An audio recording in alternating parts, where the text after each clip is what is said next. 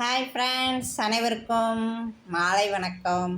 இப்போ நாங்கள் எங்கே கிளம்பிட்டோம் அப்படின்னு பார்த்தீங்கன்னா, நம்ம மதுரையில் இருக்கிற பாண்டி கோயிலுக்கு தான் கிளம்பிகிட்ருக்கோம். கிளம்பி வீட்டை விட்டு வந்தாச்சு.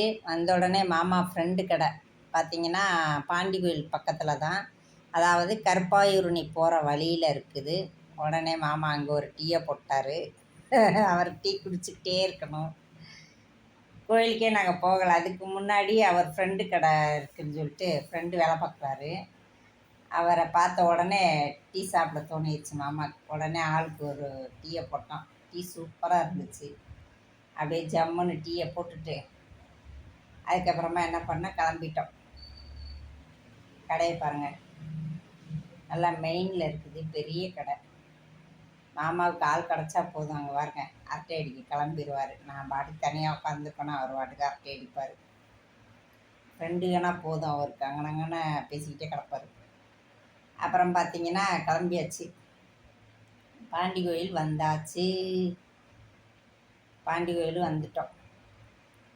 அப்படியே கோயிலுக்குள்ளே போனோம் இல்லையா,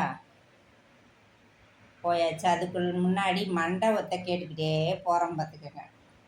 நிறைய மண்டபம் இருக்குது பாண்டி கோயிலில். அந்த அட்ரஸ் கேட்டுக்கிட்டே போகிறோம். பார்த்திங்கன்னா ஒரு சந்துக்குள்ளே இருந்துச்சு, என்னமோல செல்வம் கிருஷ்ணவேணின்னு சொல்லி மண்டபம். ஒரு வழியாக மண்டபத்தையும் பிடிச்சாச்சு. வெயில பார்த்திங்களா மக்களே, எப்படியும் 11:30 மணி இருக்கும். சரியான வெயில். நாங்கள் வீட்டில் 10 மணிக்கு கிளம்புனோம். பார்த்திங்கன்னா சரியான வெயிலில் இப்போ போயிட்டுருக்கேன். என்னால் பாருங்கள் தாராளமாக முழிக்க கூட முடியல. அப்படி ஒரு சுட்டெரிக்கிற வெயில். அதில் போயிட்டுருக்கோம். இதில் ஹாய் வேறு எனக்கு பாருங்கள், டாட்டா வேறு சொல்லிக்கிட்டு இருக்கிறேன். இப்படி ஜாலியாக இருக்கேன் பாருங்கள் வெயிலில்.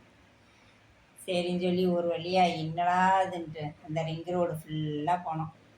விசாரித்து போனோம் பார்த்துக்கோங்க. அந்த மண்டபத்தை மெயினில் இருக்குன்னு நினச்சோம். கடைசியில் பார்த்தா சந்துக்குள்ள இருக்கு. ஒரு வழியாக மண்டபத்தை கண்டுபிடிச்சி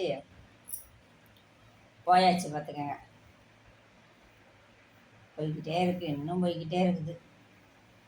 பாண்டி கோயிலை தாண்டிருச்சு. அந்த என்ட்ரன்ஸ் போயிடுச்சு பாருங்கள்.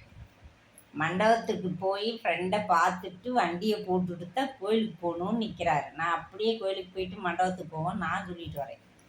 வேறு என்ன பண்ணுறாரு, இல்லை மண்டபத்துக்கு தான் போகணும் சொல்லிட்டு இருந்தா. மண்டபத்தை கண்டுபிடிச்சாச்சு ஒரு வழியா. அதான் அவங்க ப்ளஸ் அடிச்சிருக்காங்க பார்த்தீங்களா. அதுக்கப்புறமா நான் விடுவேன்னா, வாப்பா சாமியை கும்பிடுவோன்னு வண்டியை போட்டுட்டு மண்டபத்துக்கிட்ட வண்டியை போட்டு வந்துட்டோம். பாண்டி ஐயாவை நல்லா கும்பிட்டுக்கங்க. என்ட்ரன்ஸ் பாருங்க.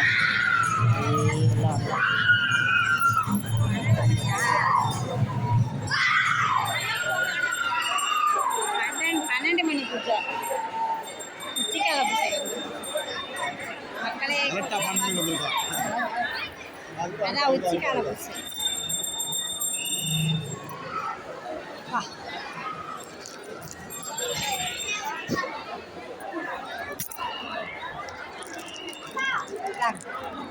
இல்லம்மா அந்த பக்கம்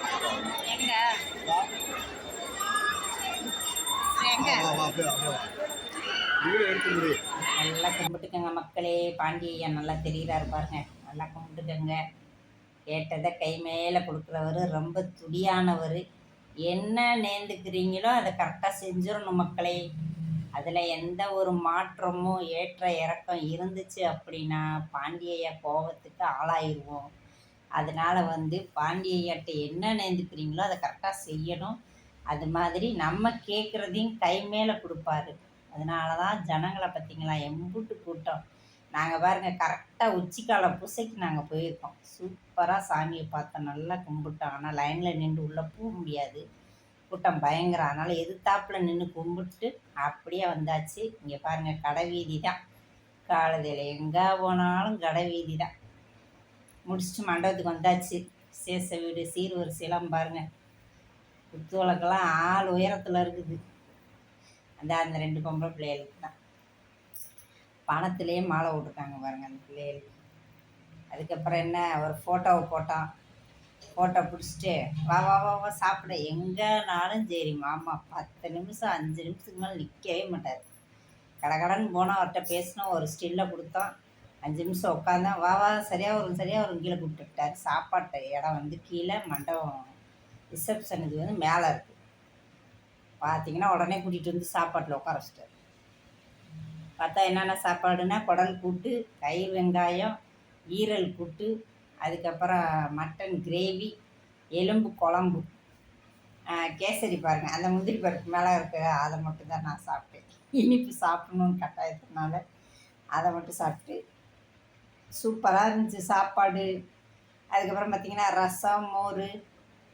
நான் வந்து சுகர்ன்றனால சாதம் அதை அதிகமாக சாப்பிட மாட்டேன். கொஞ்சம் வாங்கி குழம்ப சாப்பிட்டுட்டு அடுத்து ஒரு ரசம் செரிமானத்துக்கு சாப்பிட்டாச்சு. செம சாப்பாடு மக்களை. என்னால் சாப்பிட தான் முடியல, வயிறு தான் வேணும். உடனே மாமா என்ன வந்துட்டார், வெத்தலை பாக்கு ரெடி பண்ணி கொடுத்துட்டாரு. அவரே சுண்ணாம்பு எல்லாம் வச்சு கொடுத்துட்டு மொய் எழுத போயிட்டார்.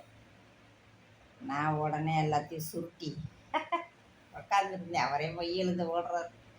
சரி மொய் எழுதிட்டு வரட்டும், அதுக்குள்ளே நம்ம வெத்தலையை போட்டுருவோம் அப்படின்னு சொல்லிட்டு வெத்தலையை போட்டேன். எப்படி செவந்திருக்குன்னு மட்டும் பாருங்கள். மாமா மடித்து கொடுத்த வெத்தலை அப்படி ஒரு சகப்பாக பிடிச்சிருந்துச்சு. உண்மையிலேயே அது வந்து பாசம் அதிகமாக இருக்குன்னு சொல்லுவாங்க. பாருங்களேன் நீங்களே. வெத்தலை எப்படி செவந்திருக்குன்னு பாருங்க. எனக்கு ஒரே பயமாக போச்சு, ஏன்னாக்க 10 அந்த அளவுக்கு சவந்து போச்சு. அப்படியே என்ன பண்ணிட்டோம், 18ஆம் தேதி ஞாயிற்றுக்கிழமை வெட்டிங் டே வருது எங்களுக்கு. அதுக்காக அப்படியே ட்ரெஸ் எடுக்க ஜவுளி கடைகளில் நுழைஞ்சிட்டோம். இது எங்கன்னா பிளாக் அண்ட் ஒயிட் கடை. மாமாவுக்கு ஃபேண்ட் பார்த்துக்கிட்டு இருக்காரு வருங்க. நான் வந்து நவரங்கியில் எனக்கு ஒரு சுடி எடுத்துட்டேன். இதுதான் என்னோடய சுடி, 1400 எனக்கு ஒரு சுடி எடுத்துகிட்டு அவருக்கு வந்து ரொம்ப நேரம் உட்காந்துருக்கோம் பார்த்துக்கோங்க. சாரியே இனிமேல் உனக்கு கிடையாது, சுடிதார் தான்ட்டார். சுடி எடுத்துகிட்டு அவருக்கு அந்த இதுதான் ஷர்ட்டு, அவரோட ஷர்ட்டு பேண்ட்டு ஜிபே பண்ணிக்கிட்டு இருக்கார். அப்படியே பணத்தை கட்டிட்டு முடிச்சுட்டு அப்படியே வெளியே வந்தோம். ஆனால் தண்ணி தாகம் பார்த்தீங்கன்னா பப்பா, அதனால் ஒரு டீயை போடு வந்துட்டார். பார்த்தீங்கன்னா இது இரணியன் டீயா சொல்லுவார். இப்போ மாமா கேளுங்க. 17 ரூபாய்க்கா? அன்பிட்டியா என்னதான் கறி சாப்பாடு சாப்பிட்டானா டீ சாப்பிட்ற கீடு ஆகுமா? டீ சாப்பிட்டா எல்லாமே செரிமானம் ஆகும். இது என்ன டீ கிடையுமா? அகமதாபாத்து இரானி டீ, தெற்கு மாசியில் இருக்குது இந்த கடை. ஆமாம், லலிதாவுக்கு பக்கத்தில். ஓஹோ,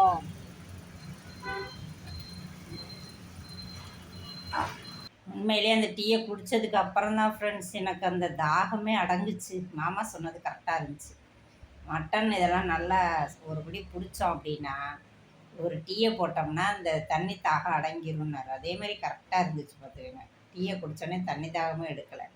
அப்படியே ஒரு வீட்டுக்கு கிளம்பிட்டோம். ஓகே மக்களே, வீடியோ பிடிச்சிருந்தா லைக் பண்ணுங்கள், மறக்காமல் சப்ஸ்கிரைப் பண்ணுங்கள். உங்கள் மலராஜா சேனலுக்கு சப்போர்ட் பண்ணுங்கள் மக்களே.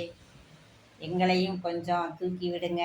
உங்களுடைய ஆசீர்வாதத்தினாலும் உங்களுடைய ஆதரவுனாலும் ராஜா மலர் சேனல் இன்னும் மென்மேலும் உயரணும். அதுக்கு உங்களுடைய ஆதரவு எனக்கு கண்டிப்பாக வேணும் ஃப்ரெண்ட்ஸ்.